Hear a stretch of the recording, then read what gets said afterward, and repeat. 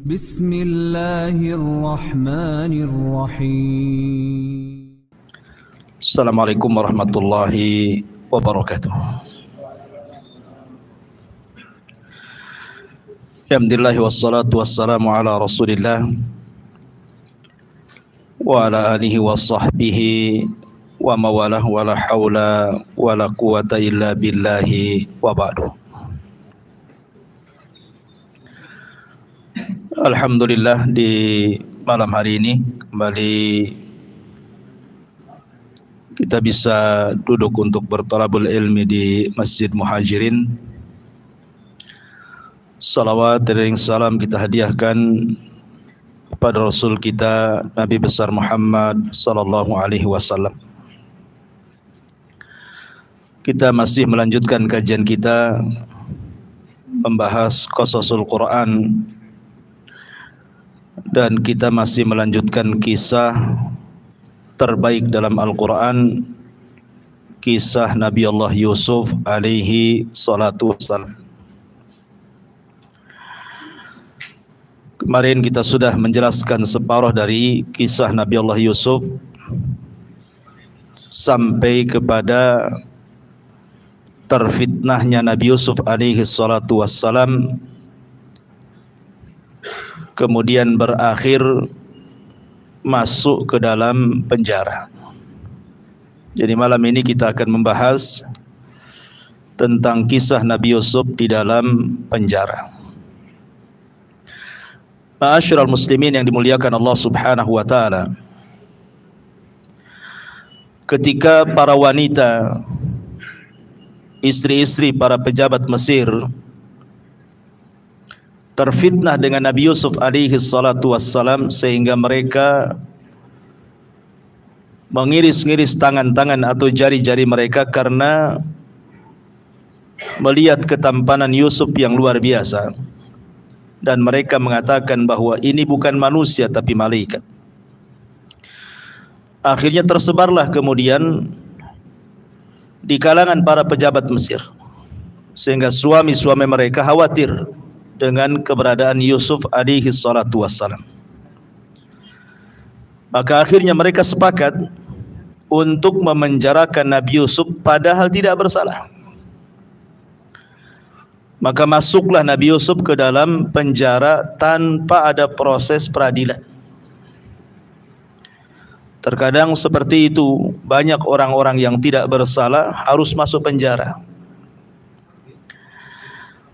Di dalam penjara, ketika Nabi Yusuf alaihi salatu wassalam masuk ke dalam penjara, ada sebuah kasus di kerajaan. Apa kasusnya? Kasus besar, di mana tukang cicip makanan raja itu meninggal dunia. Jadi kebiasaan raja di Mesir itu ada namanya dhawak. Dhawak itu artinya sebelum minuman ataupun makanan dihidangkan ke raja itu dicicipi dulu, enak tidak, atau mungkin takutnya ada racun yang dituangkan di situ. Jadi memang dia pekerjaannya khusus hanya untuk mencicipi makanan saja. Lah Allah takdirkan orang yang mencicipi makanan ini mati, meninggal dunia. Sehingga kemudian ada dua kemungkinan. Kemungkinan antara pembuat minuman dan pembuat makanan ini bekerja sama memasukkan racun untuk membunuh raja, tetapi terkena kepada orang yang mencicipi makanan. Atau mungkin salah satunya, mungkin ada pada minumannya racun itu, ataupun mungkin ada pada makanannya. Akhirnya kemudian kedua orang ini pun dimasukkan ke dalam penjara, pembuat minuman dan pembuat makanan.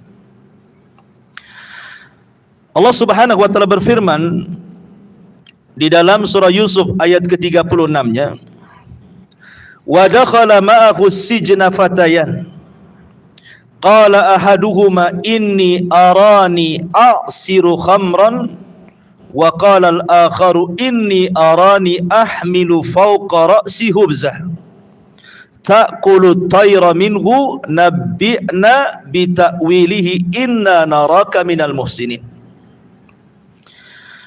Dan bersama Nabi Yusuf masuk penjara, masuk pula dua anak muda ke dalam penjara. Salah satunya berkata, sesungguhnya aku bermimpi memeras anggur.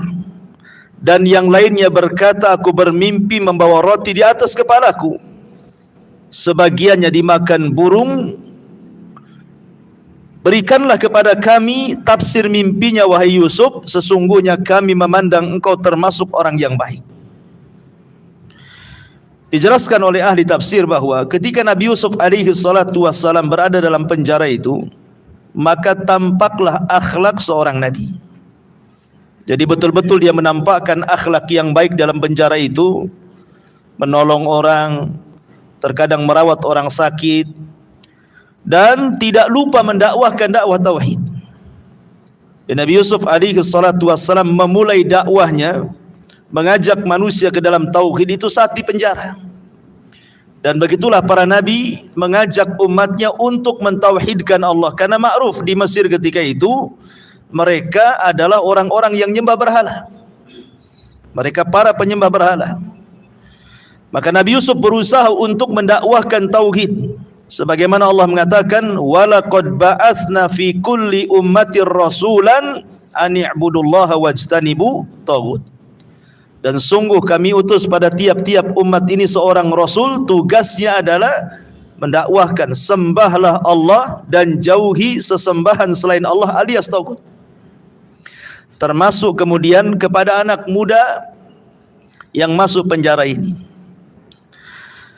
Ketika melihat Nabi Yusuf ini, dua anak muda yang masuk penjara karena kes tadi, hendak meracuni raja ini, bermimpi. Keduanya bermimpi.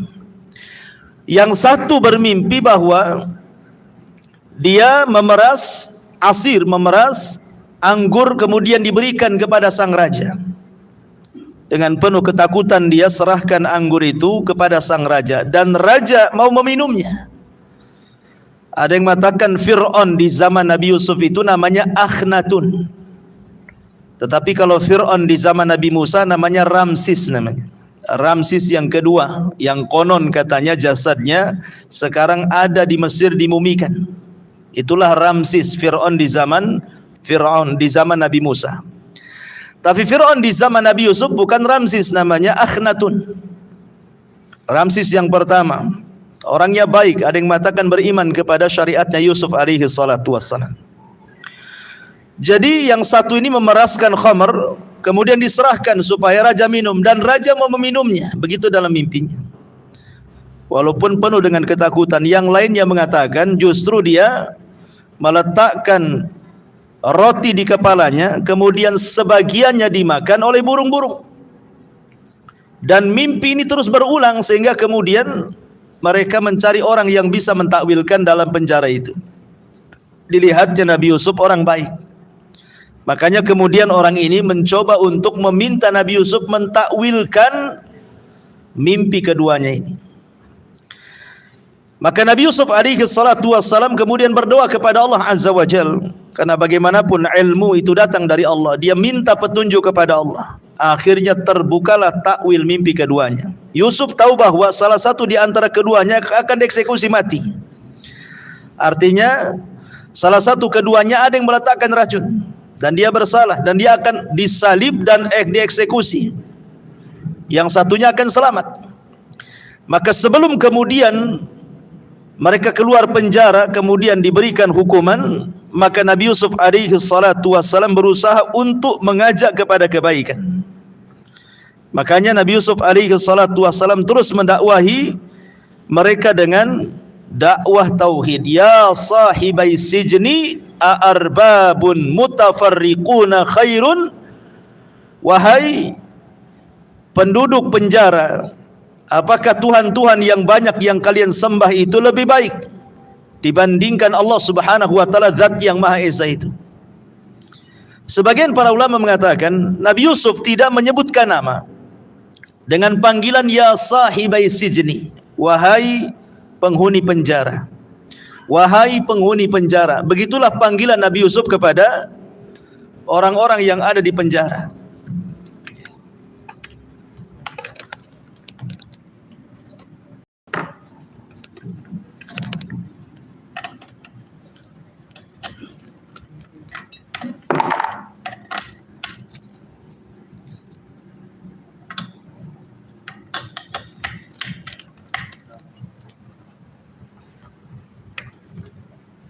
Taib. Ya. Jadi Nabi Yusuf alaihi salatu wassalam berusaha menggunakan uslub terbaik dalam panggilan. Ingat, dalam berdakwah itu, panggilan itu menentukan diterima dan tidaknya sebuah dakwah. Makanya lihat Nabi Allah Ibrahim alaihi salatu wassalam ketika memanggil ayahnya, walaupun tahu namanya, tahu pekerjaannya pembuat patung, Ibrahim tidak mengatakan ya Azar atau ya Sani as-sanam, wahai pembuat patung, tidak. Ibrahim tetap menghargai ayahnya dan mengatakan ya abati, ya abati, wahai bapakku, dan begitu seterusnya. Atau Luqmanul Hakim ketika menasihati anaknya, ya bunayya la tusyrik billahi inna kalimat ya bunayya. Maka Nabi Yusuf juga sama, wahai pemilik penjara, wahai penghuni penjara, wahai penghuni penjara, tidak menyebutkan namanya. Supaya apa? Supaya lebih meresap ke hati-hati para penghuni penjara. Kalau disebutkan namanya terkadang kurang masuk. Begitu faedah kata para ulama kenapa Yusuf memanggil dengan kalimat ya sahibai sijni, wahai penghuni penjara. Ma'asyiral muslimin yang dimuliakan Allah Subhanahu wa taala, akhirnya kemudian Nabi Yusuf alaihi salatu wasalam mulai mentakwilkan mimpi dua orang ini setelah mengajak kepada tauhid. Tidak dikisahkan dalam Al-Qur'an apakah mereka masuk Islam ataukah tidak. Al-Qur'an tidak menjelaskannya. Tetapi kalau dalam kisah Israiliyat, mereka satu penjara masuk Islam. Jadi Nabi Yusuf berhasil mengislamkan orang-orang yang ada di penjara, dan itulah dakwah pertama Nabi Yusuf, mengajak manusia ke dalam agama Ibrahim, agama nenek moyangnya. Maka Yusuf alaihi salatu wasallam berkata, qala la ya'tikuma ta'amun turzaqanihi illa nabba'tukuma bi ta'wilihi qabla an ya'tikuma. Yusuf mengatakan, makanan apapun yang akan diberikan kepadamu berdua, aku telah dapat menerangkan takwil sebelum makanan itu sampai kepada kalian. Ketika itu terjadi orang-orang penjara ketika Yusuf akan mengatakan saya bisa mentakwilkan, itu ditertawakan oleh orang-orang penjara itu. Dari mana dia bisa mentakwilkan mimpi? Kemudian Nabi Yusuf alaihi salatu wassalam mengatakan bahwa nanti siang ini, makanan siang ini, maka orang-orang akan memberikan makan kepada kita lauk ini dan itu. Orang-orang enggak yakin. Bagaimana Yusuf tahu bahwa makanan siang mereka yang ada di penjara itu bisa ditebak makanan ini dan itu, katanya. Rupanya ketika betul-betul datang makanannya, memang betul makanannya seperti yang dikatakan Nabi Yusuf. Maka mulailah kemudian mereka yakin dengan Nabi Yusuf. Makanya kemudian orang ini meminta kepada Nabi Yusuf alaihi salatu wasalam untuk mentakwilkan mimpi keduanya. Setelah Nabi Yusuf mendakwahkan mereka ke dalam tauhid, kemudian Nabi Yusuf alaihi salatu wasalam meyakinkan bahwa dia seorang nabi dan dia adalah putra daripada seorang nabi dan membawa ajaran Ibrahim. Akhirnya mulailah dia kemudian mentakwilkan mimpi ini. Dan ini penting, ada isyarat bahwa Yusuf tahu bahwa salah seorang ini akan dibunuh. Tapi kalau seandainya sudah bertobat kepada Allah Subhanahu wa taala, mereka sudah mentauhidkan Allah Subhanahu wa taala, maka kematiannya kan akan menjadi kematian terbaik bagi dia. Karena kan sudah tobat gitu ya, sudah diajak ke dalam tauhid.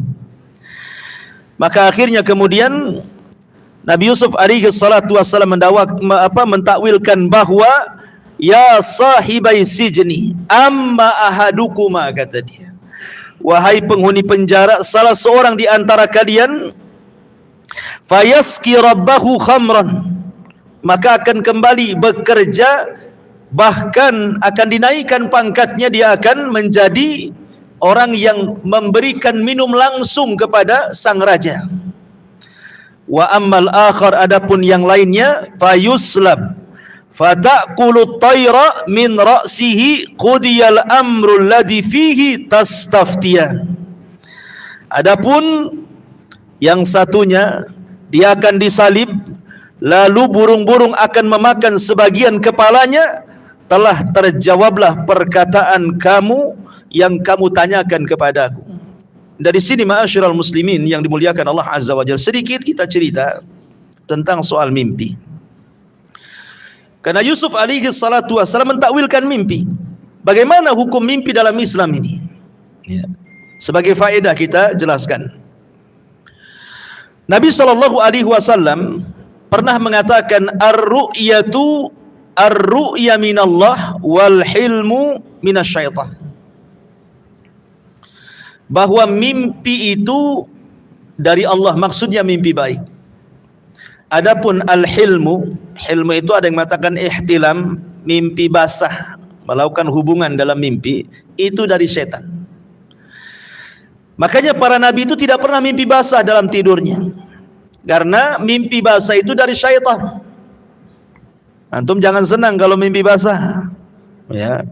Walaupun memang sebuah kenikmatan dalam mimpinya, tapi itu dari syaitan, kata Nabi.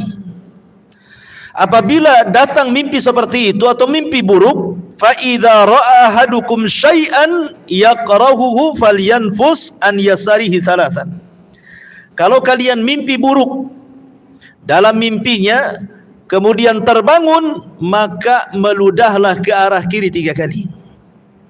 Kemudian wal yata'awadz billah, bersegeralah meminta kepada Allah min syarriha, dari keburukan itu, minta berlindung kepada Allah dari keburukan mimpi itu. Fa innaha lan tadurrahu, karena mimpi itu tidak akan memadaratkan dia. Kemudian Abi Qatadah yang meriwayatkan hadis ini mengatakan, saya dulu pernah bermimpi dan mimpi itu sangat memberatkan, lebih berat dibandingkan gunung Uhud. Maka aku pun setelah mendengar hadis ini, aku amalkan dan aku tidak peduli lagi dengan mimpi itu. Ma'asyiral muslimin yang dimuliakan Allah Subhanahu wa taala, dari sini kata para ulama bahwa mimpi itu ada 3 macam. Mimpi itu ada 3 macam. Yang pertama, takhwifus syaitan. Memang sengaja setan menakut-nakuti kita dalam mimpi kita. Entah dalam mimpi itu melihat simbol-simbol setan seperti anjing hitam, ular, atau jauh dari ketinggian, atau mungkin melihat yang menyeramkan. Maka itu adalah bentuk mimpi yang merupakan takhwif asyaitan. Lah mimpi inilah yang disuruh kita berlindung. Berlindung kepada Allah, meludah ke arah kiri 3 kali, dan kita berlindung dari keburukan mimpi tersebut dan dari syaitan. Kemudian yang kedua, ada namanya haditsun nafsi. Mimpi karena banyak kepikiran. Antum banyak hutang kepikiran sampai ke bawah mimpi, debt kolektornya itu datang dalam mimpi. Kan ada orang banyak mikir-mikir ke bawah mimpi gitu ya. Ya. Maka ingat bahwa kalau seandainya itu haditsun nafsi, karena banyak masalah akhirnya masuk ke dalam mimpi gitu ya, atau orang sakit parah, kemudian sampai ke bawah mimpi juga, maka ketahuilah mimpi-mimpi yang pertama dan yang kedua ini tidak mungkin terjadi.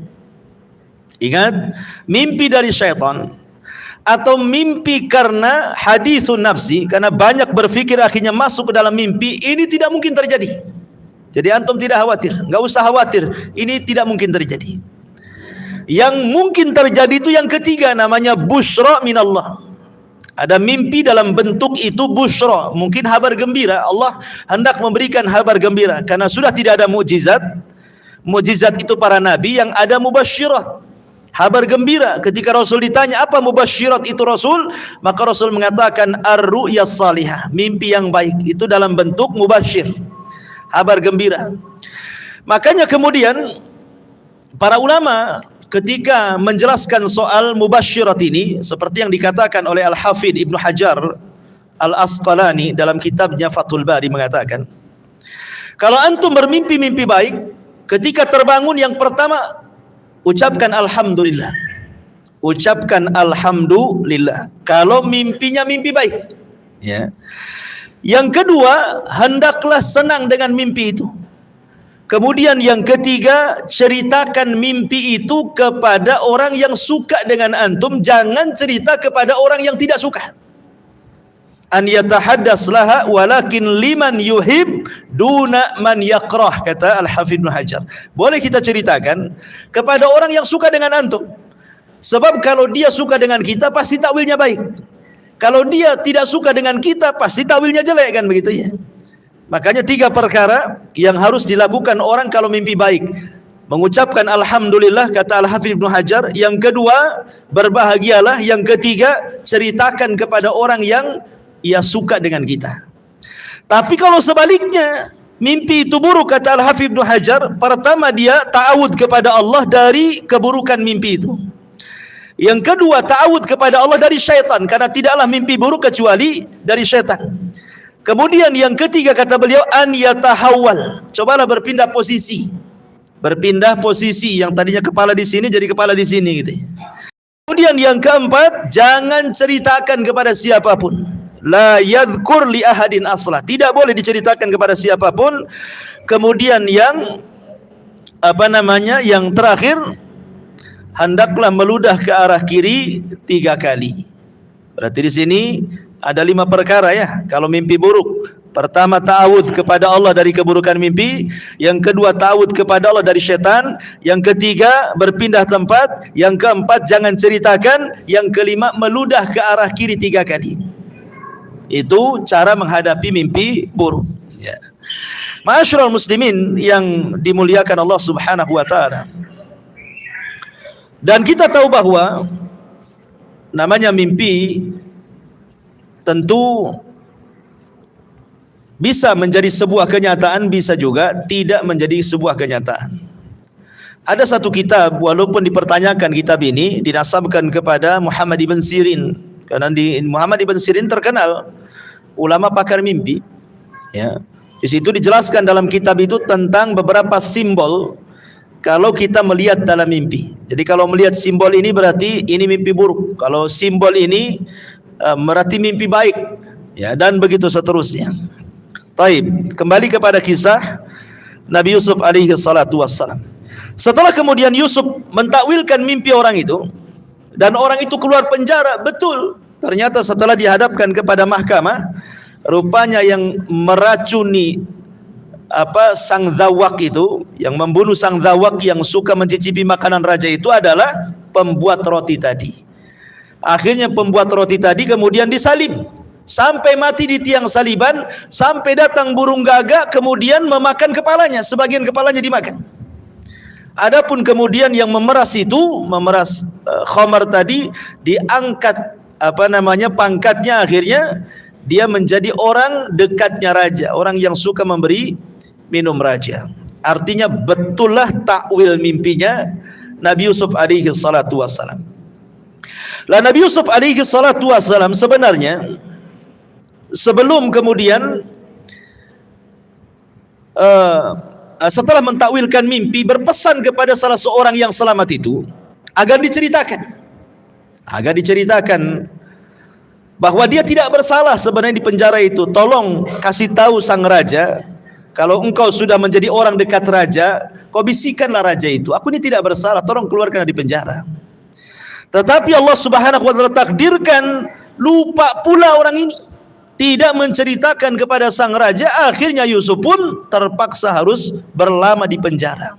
Ada yang mengatakan memang setan yang membuat lupa orang ini supaya sengaja Yusuf itu lama di penjara. Maka betul-betul lama, sampai 10 tahun lebih Yusuf harus meringkuk di penjara. Tetapi tentu ada hikmahnya, ikhwan. Kalau seandainya orang ini yang selamat ini menceritakan kepada sang raja, otomatis yang menjadikan Nabi Yusuf keluar dari penjara adalah karena kebaikan orang ini, kan begitu.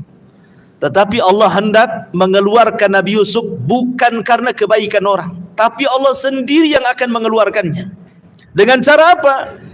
Disinilah terjadi mimpi kedua, tetapi yang bermimpi rajanya. Ya, Al-Akhnatun ini bermimpi, mimpinya aneh. Ya. Apa mimpinya di sini? Perhatikan mimpinya. Wa qala al-maliku inni ara sab'a baqaratin siman ya'kuluhunna sab'un ijaf wa sab'a sumbulatin hudrin wa akhara yabisat ya ayyuhal mala'u aftuni fi ru'yaya in kuntum lirru'ya ta'burun. Berkata sang raja kepada para pemukanya, sesungguhnya aku bermimpi melihat 7 ekor sapi betina yang gemuk dimakan oleh 7 ekor sapi betina yang kurus. Saya bayangkan, masa yang gemuk dikalahkan sama yang kurus? Harusnya kan yang gemuk yang kalahkan yang kurus, itu balik pula gitu ya. Jadi sapi-sapi yang gemuk itu dimakan oleh sapi-sapi yang kurus. Kemudian setelah itu sang raja mengatakan, kemudian 7 tangkai gandum yang hijau dan 7 tangkai yang lainnya yang kering dijadikan satu. Kemudian sang raja mengatakan, wahai para pembesar, terangkan kepadaku takwil mimpiku ini, kalau kalian memang ahli pakar dalam mentakwil mimpi. Jadi akhirnya kemudian tradisi Mesir kan biasa, mereka mendatangkan para dukun, paranormal kan itu ya. Karena setiap raja itu kan ada penasihat spiritual kan, dukun-dukun itu dihadir-hadirkan ya. Tetapi subhanallah, tidak ada satu pun dukun yang mampu mentakwilkan mimpinya raja ini. Walaupun ada, itu sangat jauh sekali takwilnya, tidak masuk di akal. Mereka menyerah semuanya. Tidak sanggup dukun-dukun itu mentakwilkan Nabi Yusuf alaihi salat, mentakwilkan mimpinya sang raja Akhnatun ini. Lah rupanya orang yang dulu di penjara ini, yang tukang buat minum itu, dia teringat dengan takwil mimpinya Nabi Yusuf. Dialah yang menceritakan kepada sang raja. Dia mengatakan, sang raja, di penjara itu ada loh orang pakar ahli takwil mimpi. Kemudian diceritakan pengalaman dia. Oh, senang sang raja. Kalau begitu, kamu saya utus, coba takwilkan mimpiku kepada dia. Akhirnya bergegaslah kemudian yang memberi minum ini datang kepada Nabi Yusuf yang ada di penjara, kemudian bercerita bahwa raja bermimpi. Ketika sudah bertemu, apa katanya? Ya ayyuhas siddiq, wahai orang yang sangat dipercaya. Nah, sekarang panggilannya as-siddiq. Kenapa orang ini memanggil as-siddiq? Karena dia sudah benar mentakwilkan mimpi dia kan begitu. Makanya dia mengatakan ya ayyuhas siddiq, wahai orang yang terpercaya. Aftina fi sab'i baqaratin siman ya'kuluhunna sab'a ijaf wa sab'i sumbulatin khudrin wa akharu yabisat la'alli arji ilan nas la'allahum ya'lamun. Wahai orang yang terpercaya, terangkanlah kepada kami takwil mimpi tentang 7 ekor sapi betina yang gemuk yang dimakan oleh 7 ekor sapi betina yang kurus, kemudian 7 tangkai gandum yang hijau dan 7 tangkai lainnya yang kering, agar aku bisa memberitahu takwilnya kepada sang raja. Akhirnya kemudian Yusuf menjelaskan ya, apa maksud takwil mimpi itu. Apa kata Yusuf? Tazra'una sab'a sinina da'aba fama hasadtum fadaru fi sumbulihi illa qalilan mimma ta'kulun. Yusuf berkata, agar kamu bercocok tanam 7 tahun berturut-turut sebagaimana biasa, kemudian apa yang kamu tuai hendaklah kamu biarkan di tangkainya kecuali sedikit untuk kalian makan. Jadi Yusuf ingin mengatakan kepada orang ini Mesir ini sekarang lagi senang, banyak makanan, banyak tumbuhan, binatangnya pada sehat-sehat. Tapi ingat, ini hanya bertahan 7 tahun saja. Akan bertahan 7 tahun saja. 7 tahun berikutnya Mesir akan dilanda paceklik. Paceklik hebat. Ya. Oleh karena itulah maka, karena Mesir akan menghadapi paceklik hebat, bukan hanya Mesir dan daerah-daerah di sekitarnya, sampai ke Syam akan mengalami yang sama. Maka kalian harus hemat-hematlah. Ya. Setiap gandum itu biarkan dia di tangkainya. Ya, jangan sampai kemudian dipisahkan antara tangkai dengan gabahnya. nanti cepat akan busuk kan itu. Biarkan dalam tangkainya, simpan, dan sedikitlah yang kalian makan. Akhirnya kemudian orang ini pergi melaporkan kepada sang raja takwil mimpinya. Rupanya direspon sangat baik. Oh, ini lebih dekat dengan takwil mimpiku, kata sang raja. Oh, kalau begitu, kemudian keluarkan Nabi Yusuf dari penjara.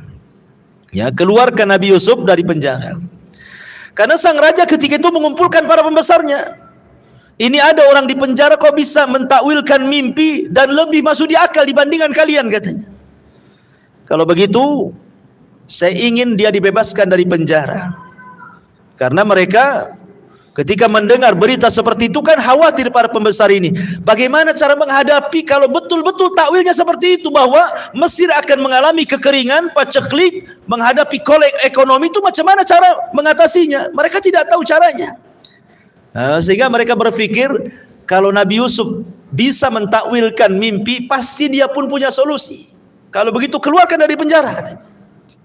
Akhirnya datanglah kemudian orang-orang hendak membebaskan Nabi Yusuf, tapi Nabi Yusuf tidak mau. Saya tidak akan keluar penjara. Ya. Kenapa Nabi Yusuf tidak mau keluar dari penjara begitu saja? Dia mau keluar dari penjara itu betul-betul bukan karena sebuah kesalahan.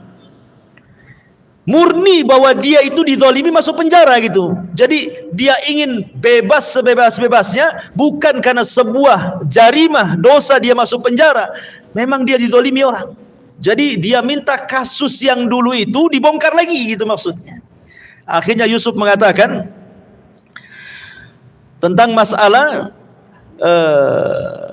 qala al-malaku tuni bihi, kata sang raja, bawakan dia kepadaku. Falamma ja'ahur rasul, ketika betul-betul utusan datang kepada Yusuf, qala Yusuf mengatakan, irji ila rabbik fas'alhu ma balun niswah allati qata'na aydiyahunna inna rabbi bikaidihinna alim. Ketika utusan itu datang kepada Yusuf, Yusuf berkata, kembalilah engkau kepada tuanmu dan tanyakan kepadanya bagaimana halnya perempuan-perempuan yang telah melukai tangannya. Sungguh Tuhanku Maha mengetahui tipu daya mereka. Subhanallah. Coba, kalau seandainya wanita-wanita, istri-istri sang pembesar Mesir itu tidak memotong jarinya, tentu Yusuf akan selamanya meringkuk di penjara dan tidak akan keluar dari penjara, ikhwan. Tetapi Allah takdirkan bekas potongan-potongan irisan-irisan pisau di jari-jari istri-istri seorang pembesar itu masih melekat di tangan mereka. Bekasnya masih ada. Dan itu sebagai bukti nantinya bahwa Yusuf tidak bersalah. Ya. Makanya kemudian sang raja, karena kemauan Yusuf seperti itu, harus dibuka lagi kasus lama. Baik, kata sang raja, saya akan buka kasus lamamu. Kemudian dikeluarkanlah kasus lama itu, didatangkan wanita-wanita termasuk juga Zulaiha. Ya. Kemudian sang raja mengatakan, "Ma khatbukunna idza rawadtunna Yusuf an nafsihi?" Qulna hasya lillah ma alimna alaihi min su'in.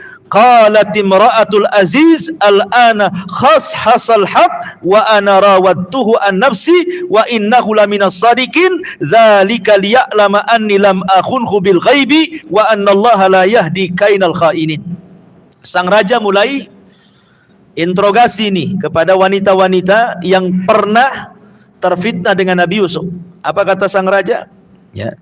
Dia raja berkata kepada perempuan-perempuan itu, bagaimana keadaan kalian ketika kalian menggoda Yusuf untuk menundukkan dirinya untuk kalian?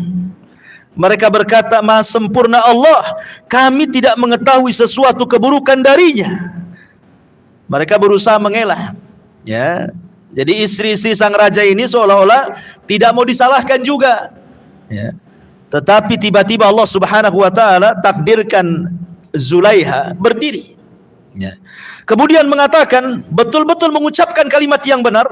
Kata Zulaiha, sekarang jelaslah kebenaran itu. Akulah yang menggodanya, akulah yang merayunya, dan sesungguhnya dia termasuk orang yang benar, maksudnya Yusuf. Yang demikian itu agar dia Al-Aziz mengetahui bahwa aku benar-benar tidak mengkhianatinya ketika dia tidak ada di rumah, dan bahwa Allah tidak meredoi tipu daya orang-orang yang berkhianat. Jadi di sini Zulaiha ingin membersihkan namanya, ingin membersihkan nama Yusuf juga. Bahwa Yusuf tidak pernah menyentuhku, dan aku pun tidak pernah menyentuhnya, biar suamiku tahu aku tidak salah, begitu. Tapi aku yang salah, aku yang menggodanya. Ya subhanallah. Dari sinilah maka terang beneranglah kebenaran, memang Yusuf tidak bersalah, dan dia dimasukkan ke dalam penjara karena sebuah kezaliman. Ma'asyiral muslimin yang dimuliakan Allah Azza wa Jalla. Ada sebuah perkataan ulama salaf yang sangat bagus. Mereka mengatakan, lau ya'lamul muluk wa abna'ul muluk ma nahnu fihi lajalidna alaihi bisuyuf. Lajaladna alaihi bisuyuf. Seandainya para raja dan para pangeran-pangeran raja itu mengetahui kenikmatan yang ada di hati-hati kami para ulama, tentu mereka akan menyiksa kami dengan pedang-pedang mereka. Jadi para ulama sejak dulu ikhwan banyak masuk penjara, bukan karena sebuah kriminal, kesalahan, tidak. Rata-rata mereka di penjara itu karena sebuah siasat politik. Ya. Bahkan kalau kita lihat ceritanya madzhabul arba, 4 mazhab, Abu Hanifah, Imam Malik, Imam Syafi'i, Imam Ahmad, 4-empatnya pernah dipenjara oleh penguasa. Ya. Bahkan Abu Hanifah rahimahullahu ta'ala sampai meninggal di penjara. Abu Hanifah, ya. Abu Hanifah sampai meninggal di penjara ikhwan, karena banyak masalah yang kemudian difitnahkan kepada Abu Hanifah yang tidak ada pada Abu Hanifah. Kemudian juga Imam Malik. Imam Malik itu masuk penjara gara-gara fatwa. Ketika itu kan terjadi pemberontakan dari ahli bait.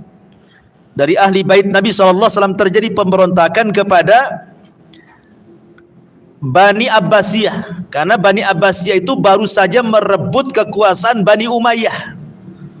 Jadi Bani Umayyah tumbang, Bani Abbasiyah naik. Kemudian terjadi pemberontakan yang dilakukan oleh ahli bait ketika itu. Lah Imam Malik ketika itu ditanya soal talak mukroh. Jadi seorang suami mentalak istri, tetapi dalam ancaman, kamu kalau tidak mentalak istrimu saya bunuh. Akhirnya terpaksalah suami menceraikan istrinya. Imam Malik ditanya soal talak mukroh ini, apa jawaban Imam Malik? Sah atau tidak sah? Tidak sah. Imam Malik mengatakan tidak sah. Talak seorang suami yang diancam tidak sah. Ya. Akhirnya kemudian fatwanya Imam Malik ini dihubung-hubung kaitkan dengan apa? Dengan perebutan kekuasaan antara Bani Abbasiyah dengan Bani Umayyah. Bahwa Bani Abbasiyah ini kan merebut paksa kekuasaan Bani Umayyah sehingga Bani Umayyah tumbang. Akhirnya kemudian orang-orang berbaiat kepada Bani Abbasiyah. Jadi mereka kemudian mengkiaskan dengan fatwanya Imam Malik. Imam Malik mengatakan bahwa talak mukroh yang dipaksa itu tidak sah. Berarti baiatnya orang-orang kepada Daulah Abbasiyah tidak sah karena dia merebut paksa dari Bani Umayyah. Paham ya? Maksudnya begitu ya? Dihubung-hubungkan gitu. Ini kan masalah talak, kenapa juga masalah pembaiatan ujung-ujungnya? Sebab itulah Imam Malik di penjara. Bahkan dalam penjara disiksa dia oleh Amir Madinah itu. Sampai akhirnya tangan kirinya lepas, tulang ini lepas. Ya. Sehingga Imam Malik setelah keluar dari penjara, dia tidak bisa qabd, meletakkan tangan di dada ketika takbiratul ihram itu. Dia tidak bisa Allahu Akbar, tidak bisa begini. Karena ini lepas tulangnya. Jadi terpaksa dia seperti ini. Kalau habis takbir dia begini saja dia. Tidak meletakkan seperti ini. Sehingga orang-orang menyangka bahwa fatwa Imam Malik itu adalah tidak meletakkan tangan di dada. Ya. Jadi kalau takbiratul ihram Allahu Akbar langsung begini, enggak begini. Ya. Padahal dalam kitab Muwatta'nya Imam Malik mencantumkan tentang sunnah qabd seperti ini. Sampai ada orang-orang mengira gitu ya. Padahal pendapat Imam Malik tidak. Pendapat Imam Malik tetap kalau takbiratul ihram Allahu Akbar begini. Cuman karena lepas tulangnya di sini, maka dia begini. Sehingga orang mengira itu fatwa dia gitu ya. Sampai seperti itu Imam Malik di penjara gitu ya. Ceritanya lebih parah lagi siapa? Imam Ahmad. Ya. Imam Ahmad luar biasa. Di zaman Imam Ahmad itu bukan hanya satu ulama yang meninggal di penjara. Banyak ulama.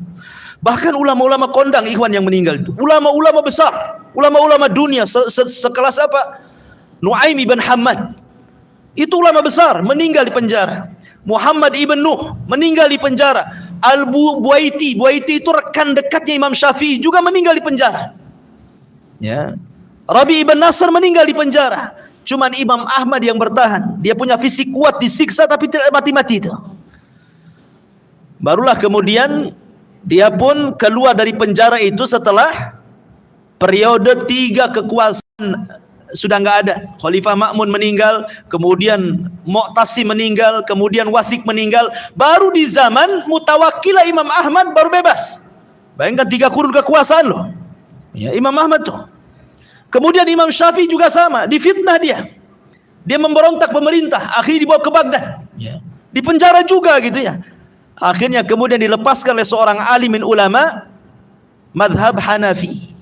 Bahwa Imam Syafi'i tidak bersalah, akhirnya keluar. Jadi memang penjara itu para ulama Syekhul Islam Ibn Taimiyah sampai meninggal di penjara. Ya. Jadi banyak para ulama itu yang masuk ke dalam penjara karena urusan politik pemerintah. Ya. Jadi ma'asyiral muslimin yang dimuliakan Allah Azza wa Jalla, dan Nabi Yusuf alaihi salatu wasallam juga kurang lebih juga dia di penjara karena bukan sebuah kriminal tetapi karena dizalimi. Tapi Yusuf mengatakan as-sijnu ahabbu ilayya, penjara lebih baik bagiku kata dia. Baik, kembali ke kisah. Ma'asyiral muslimin yang dimuliakan Allah Azza wa Jalla, akhirnya kemudian Nabi Yusuf alaihi salatu wasallam setelah kesnya ditutup bahwa dia tidak bersalah, kemudian keluar dari penjara, barulah kemudian raja pun memanggil Nabi Yusuf berdiskusi. Ya, kira-kira apa solusinya? Ya. Di sana Nabi Yusuf alaihi salatu wasallam menawarkan diri tentang solusinya, dan dia mengatakan ij'alni ala khazainil ardi inni hafidun alim. Kata Nabi Yusuf, jadikan aku bendaharawan negara Mesir ini, biar aku yang mengaturnya wahai sang raja, karena sesungguhnya aku adalah orang yang pandai menjaga dan aku mengetahui urusan. Dari sini para ulama, boleh enggak seseorang mengajukan diri sebagai pemimpin? Ini kan Nabi Yusuf mengajukan diri kan begitu. Ada orang yang berdalil seperti ini. Ya. Tetapi ingat ada hadis Abi Dzar Al-Ghifari radhiyallahu anhu. Kurang apa Abi Dzar Al-Ghifari itu? Kesolehannya, takwanya, menangisnya, ibadahnya luar biasa. Dia minta diangkat pemimpin. Rasul mengatakan, tidak, engkau ini lemah. Engkau ini lemah. Karena setiap pemimpin itu akan mempertanggungjawabkan atas kepemimpinannya. Rasul tidak menjadikan Abi Dzar pemimpin karena tahu Rasul dia lemah. Belum tentu orang yang bertakwa itu dia bisa memimpin, maksudnya begitu. Ya. Karena memimpin ini kan ada ilmu tersendiri, kepiawaian, leadership gitu ya. Tidak semua orang bisa memimpin. Makanya ketika Imam Ahmad ditanya tentang 2 pemimpin, yang satu soleh tapi lemah, yang satu zalim tapi kuat. Ini kan susah pilihannya nih. Yang satu soleh, lemah pula dia. Yang satu zalim, kuat pula dia kan itu. Milih mana engkau Imam Ahmad? Kata Imam Ahmad, kalau aku ditanya seperti itu, aku memilih orang zalim tapi kuat. Kenapa? Imam Ahmad menjawab, karena kalau dia soleh, kesolehannya untuk dia, kelemahannya untuk kaum muslimin. Kalau dia zalim, kezalimannya untuk dia, kekuatannya untuk kaum muslimin. Ma'asyiral muslimin yang dimuliakan Allah Azza wa Jalla. Kembali, akhirnya Nabi Yusuf pun betul-betul mulai merencanakan siasat ekonomi. Dengan cara apa? Dia bekerja sama dengan orang-orang yang punya ladang, punya sawah, dimodali sama kerajaan. Ya, jadilah yang punya ladang, yang punya sawah, yang biasa bertani, bercocok tanam itu dimodali pemerintah. Dikasih bijinya, dikasih pupuknya, pokoknya dimodali semuanya. Kemudian setelah itu dibagi hasil. Ya, bagi hasil. Diserahkan ke pemerintah sekian persen, kemudian yang diambil para petani sekian persen. Lah yang diserahkan inilah oleh Nabi Yusuf kemudian disimpan tanpa dikeluarkan dari tangkainya. Jadi betul-betul masih nempel bijinya itu di tangkainya itu. Supaya kalau seandainya nanti usianya sudah bertahun, tangkainya sudah merapuh gitu ya, sudah menguning, tetapi bijinya tetap utuh. Itu maksudnya seperti itu. Ditaruhlah di lumbung-lumbung gitu ya. Sampai 7 tahun lewat, betul seperti yang ditakwilkan Nabi Yusuf. Terjadi paceklik hebat. Sampai akhirnya sapi-sapi yang dulunya gemuk menjadi kurus. Nah, inilah takwilnya di sini. Ya kan? Karena takwilnya apa? Sapi-sapi kurus memakan sapi gemuk kan gitu. Maksudnya karena sudah jarang makanan, susah air, mereka pun tidak bisa makan sesuka mereka. Akhirnya sapi-sapi yang gemuk menjadi kurus, kambing gemuk jadi kurus, semua jadi kurus karena kurang makan. Antum aja kalau kurang makan kurus kan itu. Nah, jadi disinilah nampak takwil mimpinya Nabi Yusuf alaihi salatu wassalam. Terjadi paceklik 7 tahun hebat. Ya. Disinilah akhirnya kemudian Mesir yang negara miskin dilirik oleh negara-negara yang dulunya kaya. Mereka karena tidak pandai bersiasat ekonomi dan tidak tahu akan terjadi kekeringan, akhirnya mereka pun justru menjadi lebih miskin dibandingkan Mesir. Mesir jadi kaya. Akhirnya banyak daerah-daerah datang ke Mesir hanya untuk mencari makan dengan cara menukar barang-barang berharga mereka dengan makanan. Lah disinilah terjadi pertemuan Nabi Yusuf alaihi salatu wassalam dengan keluarganya. Ya, karena ketika itu datang kemudian saudara-saudara Nabi Yusuf yang diutus oleh Nabi Yakub alaihi salatu wassalam, 10 saudaranya selain Benyamin. Kan putra Yakub itu 12. Yang satu kandung itu Nabi Yusuf dan Benyamin, ya kan? Yang 10-nya beda ibu satu bapak. Jadi 10 orang sahabat saudara Nabi Yusuf datang ke Mesir membawa barang-barang berharga untuk ditukar dengan gandum. Di sini Allah Subhanahu wa taala berfirman, "Wa jaa ikhwatu Yusuf fadakhalu alaihi fa'arafahum wa hum lahu munkirun."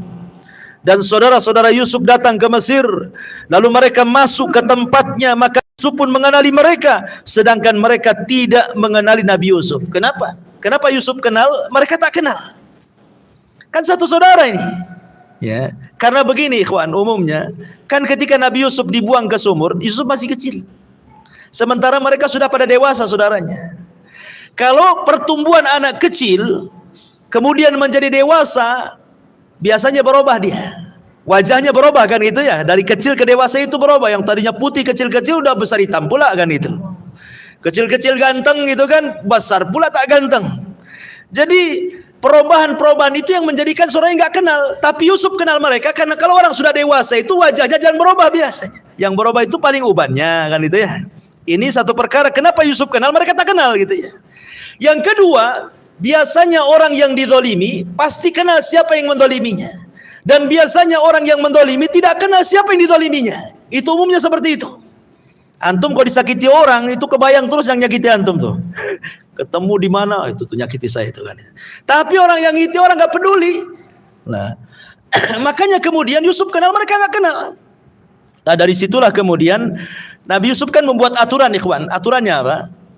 Walaupun antum kaya, bawa barang banyak untuk ditukar dengan gandum, tidak bisa kecuali 1 unta, 1 gandum. Maksudnya 1 muatan saja, 1 unta. Jadi per orang itu hanya dikasih 1 muatan unta saja.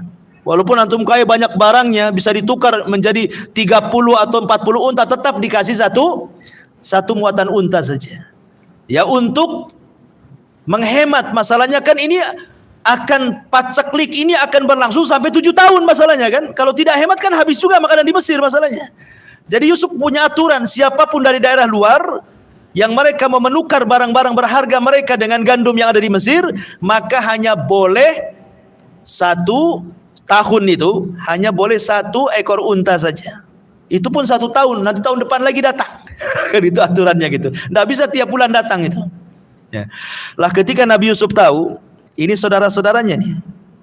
Allah mengatakan, "Walamma jahazahum bijihazihim." Walamma jahazahum bijahazihim.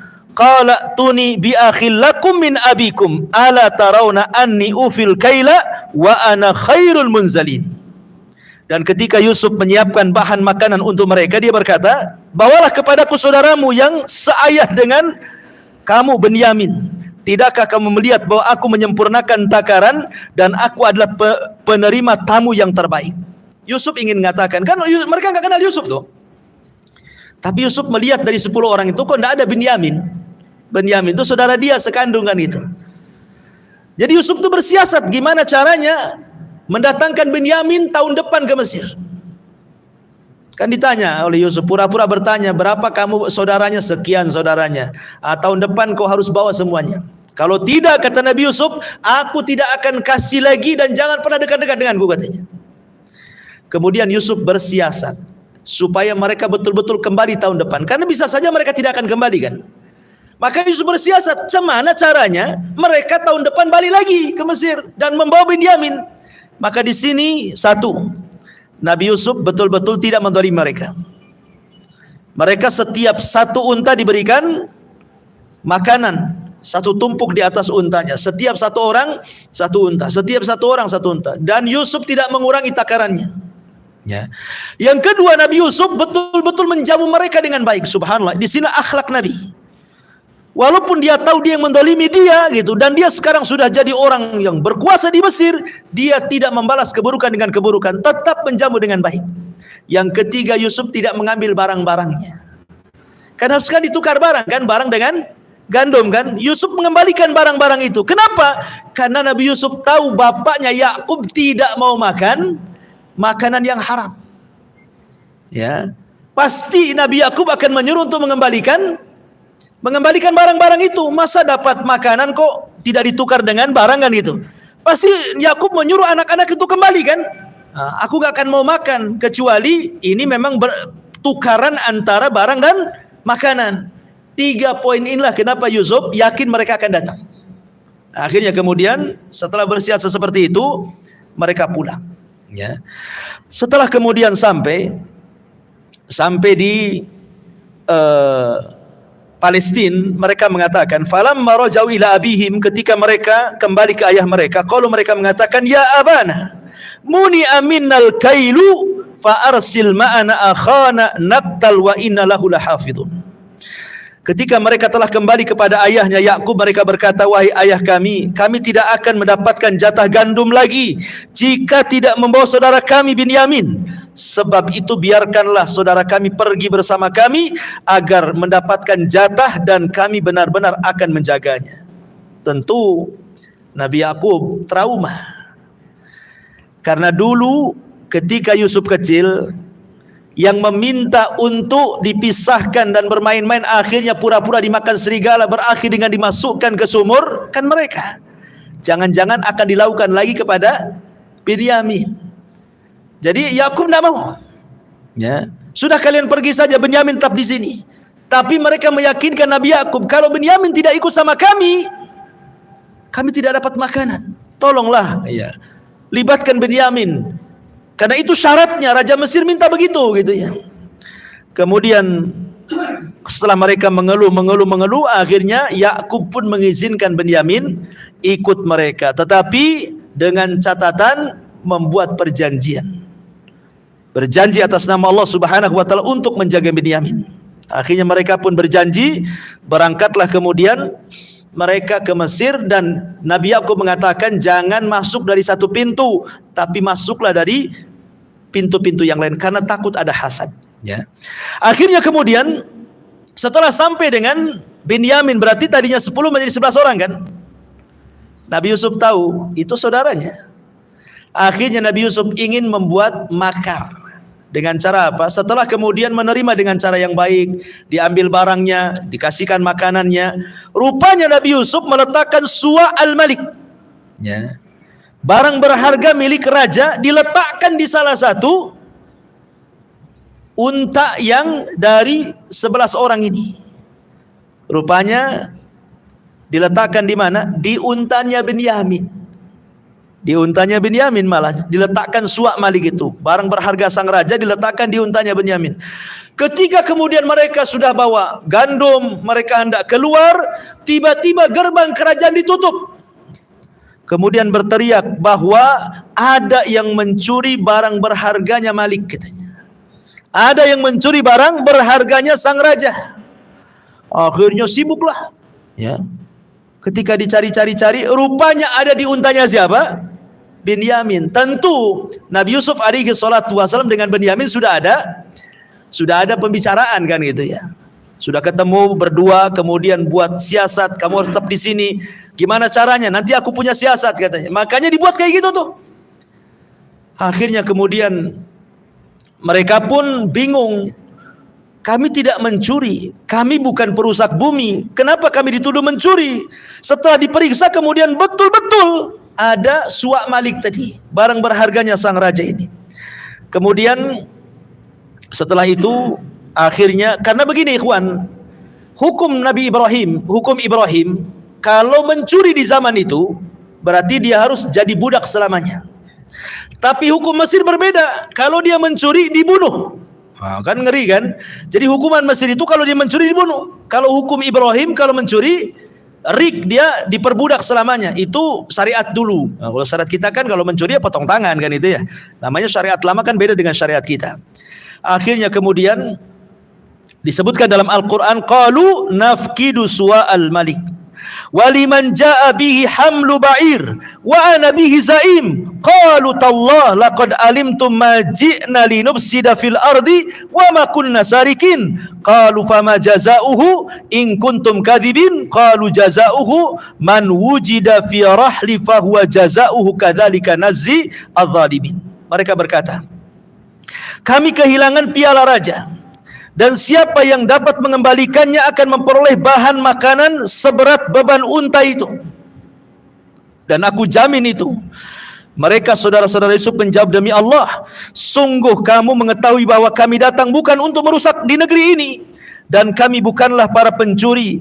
Mereka berkata, tetapi apa hukumannya jika kalian berdusta? Mereka menjawab, hukumannya ialah pada siapa ditemukan dalam karungnya terdapat piala sang raja, maka dia sendiri menerima hukumannya. Demikianlah kami memberi hukuman kepada orang-orang zalim. Ketika diperiksa, rupanya ada di kantongnya Binyamin. Ditahanlah Binyamin. Ikhwan, ingat ketika mereka mengeluh kepada Yakub membawa Binyamin. Kan Yakub enggak ngasih kan? Kemudian mereka membuat perjanjian dengan Allah di hadapan Nabi Yakub bahwa mereka akan menjaga dengan selamat Binyamin dari berangkat sampai pulang. Sekarang Binyamin tertahan di Mesir. Apa enggak stres tuh orang ini? Ya kan? Enggak bisa, karena hukumannya apa? Kalau mencuri dibunuh. Pusing mereka. Ya. Akhirnya kemudian mereka pun berusaha merayu kepada Nabi Yusuf. Qalu ya ayyuhal aziz, inna lahu aban syaikhan kabira. Fakhud ahadana makana inna naraka minal muhsinin.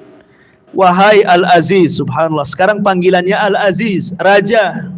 Ya, dulu dia dimasukkan ke dalam sumur, siapalah Yusuf, tidak dihargai di keluarganya. Sekarang dia dihargai bukan hanya keluarganya, satu penduduk Mesir menghargai dia. Ya. Mereka mengatakan, wahai Al-Aziz, kami punya ayah yang sudah lanjut usia. Karena itulah ambillah salah seorang di antara kami sebagai gantinya. Janganlah Binyamin, katanya. Yang lain saja. Pusing mereka. Ya, yang lain saja. Karena mereka sudah janji akan menjaga Binyamin. Yang lain saja sebagai gantinya. Ya. Kemudian Yusuf mengatakan, aku memohon perlindungan kepada Allah dari menahan seseorang, kecuali orang yang kami temukan harta kami padanya. Jika kami berbuat demikian berarti kami orang-orang zalim. Tidak bisa. Kalau kalian mengganti Binyamin dengan orang lain berarti kami zalim. Kan yang salah bukan dia tapi Binyamin. Ya kami menghukum yang salah lah kan begitu. Jadi makin bingung orang-orang ini. Akhirnya kemudian salah seorang di antara mereka mau tetap di Mesir. Jadi yang 10 orang, yang 1 orang mau menemani Binyamin, yang 9 orang pulang. Berarti di Mesir Yusuf, Binyamin dan saudara yang baik, yang paling baik dari 10 saudaranya, yang ketika dia ingat waktu kisah pertama kan ada yang mengatakan bunuh saja Yusuf atau taruh saja di hutan biar dimakan serigala. Kemudian yang terakhir, masukkan dia ke sumur. Boleh jadi ada yang mengambil kemudian dibawa pergi.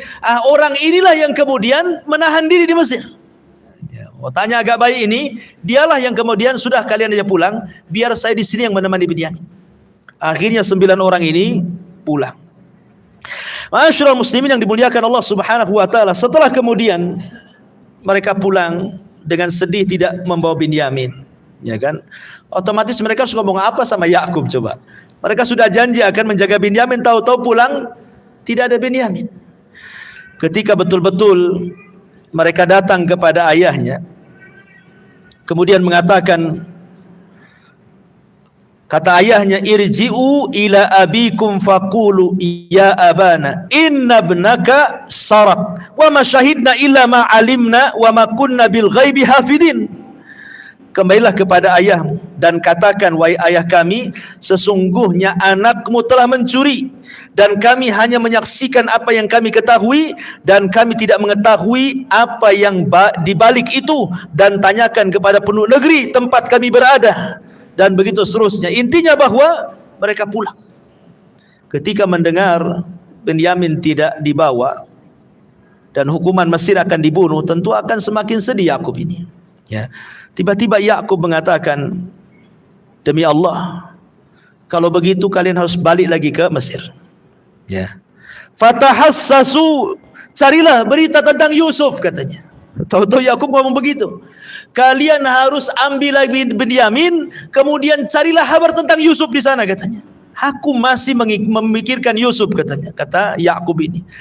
Akhirnya mereka mengatakan, wahai ayah kami, tidak ada lagi barang yang berharga untuk kami tukar di sana. Sudah habis barang-barang ini, apalagi yang mau kami tukar?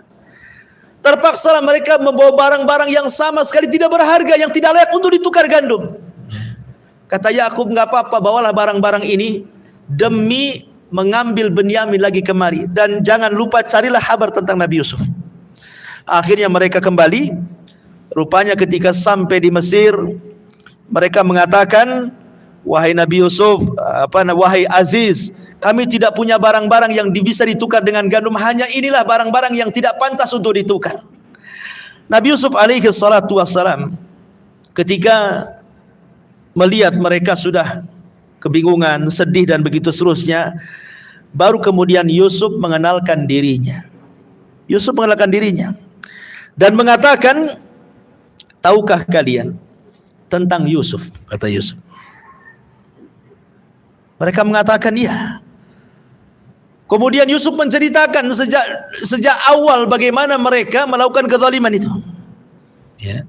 Kemudian kata Yusuf, akulah Yusuf. Ketika kemudian Yusuf mengatakan, saya Yusuf, mereka pun baru sadar bahwa di hadapannya adalah Yusuf yang selama ini mereka zalimi. Tetapi subhanallah, Nabi Yusuf alaihi salatu wassalam tidak dendam kepada mereka dan mengatakan, la tasriba alaikumul yaum yaghfirullahu lakum wa huwa arhamur rahimin. Tapi sudahlah, yang lalu biarlah berlalu. Tidak ada celaan antara aku dengan kalian. Lupakan yang dulu, semoga Allah mengampuni dosa kalian. Kemudian Nabi Yusuf alaihi salatu wassalam mencopot baju kebesarannya itu, baju rajanya itu. Kemudian diserahkan kepada anak-anaknya, Nabi Yakub, saudara-saudaranya yang lain. Kembalilah ke Palestina. Bawalah baju ini kepada ayahku Yakub. Ya. Akhirnya mereka kembali membawa baju kebesaran Nabi Yusuf tuh. Ya, biasa baju yang dipakai sang raja. Subhanallah. Sebelum mereka sampai di Palestina, rupanya Allah kirim angin. Angin ini sangat harum sekali. Akhirnya terciumlah oleh Nabi Yakub alaihi salatu wassalam. Kemudian Yakub mengatakan, sungguh Yusuf masih hidup. Yusuf masih hidup, katanya. Di mana Yusuf, katanya. Ketika kemudian datanglah saudara-saudara bawa kebesarannya, kemudian diserahkan, diciumlah oleh Yakub, dan tiba-tiba yang tadinya buta menjadi melihat. Disitulah mukjizatnya Nabi Allah Yusuf alaihi salatu wassalam. Singkat cerita, akhirnya kemudian Yusuf meminta agar seluruh keluarganya diboyong ke Mesir. Semua diboyong ke Mesir, ya. Disinilah ma'asyiral muslimin yang dimuliakan Allah Azza wa Jalla, akhirnya kemudian mereka pun meletakkan ayahnya di atas singgasananya dan menceritakan tentang mimpi ketika Yusuf belum balik. Kata Yusuf mengatakan, wahai ayahku, Boleh jadi ini adalah takwil mimpi ketika aku masih kecil. Aku melihat 12 bintang sujud kepadaku, matahari dan bulan sujud kepadaku. Karena ketika Nabi Yusuf berada di singgasana, orang-orang itu sujud. Ingat, tentu ini tradisi mereka, cara menghormati raja ya, bukan sujud ibadah maksudnya ya, sujud ta'zim maksudnya, menghormati. Ya, bukan sujud ibadah. Sujud ibadah tidak boleh. Tidak mungkin ya aku mengajarkan sujud ibadah di seorang nabi. Ya, jadi di sini maksudnya sujud penghormatan. Akhirnya kemudian mereka pun tinggal di Mesir sampai akhirnya beranak pinak dan terjadilah perkampungan yang dikenal dengan Bani Israel. Di sini lahir kabilah atau generasi yang disebut dengan Bani Israel. Wallahu a'lam bishawab. Ini di antara sejarah Nabi Yusuf yang tersisa dari kemarin karena juga waktu. Mudah-mudahan ada manfaatnya. Kita akhiri dengan doa kafaratul majlis. Subhanaka bihamdika asyhadu an la ilaha illa anta astaghfiruka wa atubu ilaik. Allahu ta'ala. Assalamualaikum warahmatullahi wabarakatuh.